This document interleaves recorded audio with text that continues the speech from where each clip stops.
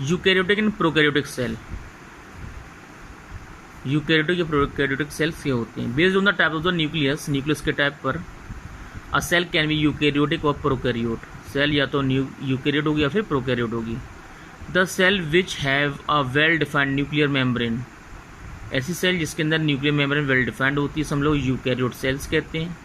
All organism apart from bacteria, सभी organism जैसे कि bacteria, blue green algae and viruses are the eukaryote, ये सब यूकैरियोट्स होते हैं।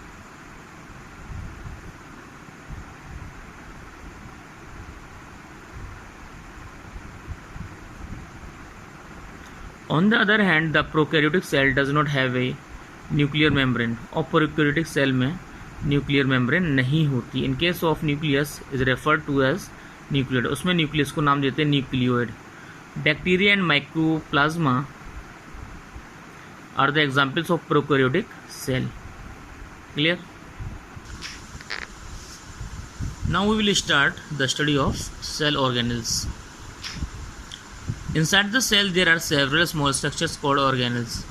सेल के अंदर बहुत छोटे छोटे स्ट्रक्चर्स होते हैं, ऑर्गेनल्स नाम देते हैं हम लोग। That perform specific function. Plants and animals cells have may cell organelles in common.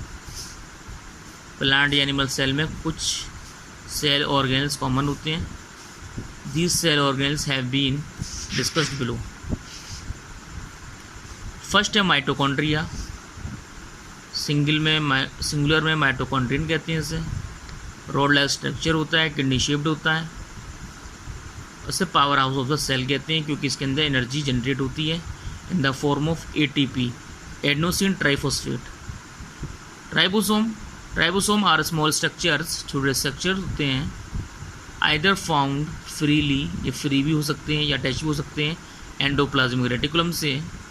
They help in the synthesis of protein, ये भी प्रोटीन को सिंथेसाइज करते हैं और इन्हें हम लोग प्रोटीन फैक्ट्रीज भी कहते हैं।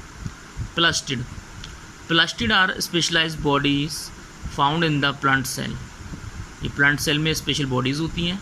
Depend on their colour and plastid can be 3 type. Colour के हिसाब से ये 3 टाइप के हो सकते हैं। पहला है क्लोरोप्लास्ट, दूसरा है तीसरा है ल्यूकोप्लास्ट। जो क्लोरोप्लास्ट होता है इसके अंदर एक ग्रीन कलर का पिगमेंट होता है, इसे क्लोरोफिल कहते हैं और ये प्लांट के लिए फूड बनाने के लिए हेल्प करता है in the presence of sunlight, और प्रोसेस को कहते हैं photosynthesis. Chromoplast non green pigment होता है, ये कलर देता है फ्लावर्स को या फ्रूट्स को। और ल्यूकोप्लास्ट कलरलेस होते हैं, इनका शेप भी वेरी होता है और इनका काम होता है फूड मटेरियल्स को स्टोर करना, या स्टार्च की फॉर्म में, प्रोटीन की फॉर्म में, या फिर फैट की फॉर्म में। फिर बात आती है गोल्जी बॉडीज़ की। Golgi bodies are small hollow plate like या cup shape bodies found in around the cell. This secrete substances such as enzymes, proteins. The Golgi apparatus in plants known as dictyosomes. Plants में Golgi apparatus को dictyosome कहा जाता है। Vacuoles are fluid filled spaces. Vacuoles fluid filled spaces होते हैं containing minerals dissolve in water.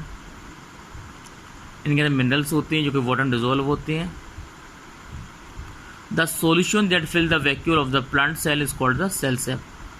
वो solution जो vacuole के अंदर प्रेजेंट होता है उसे हम लोग सेल सेप कहते हैं। और वैक्यूल की जो लेयर होती है उसे हम लोग कहते हैं टोनोप्लास्ट।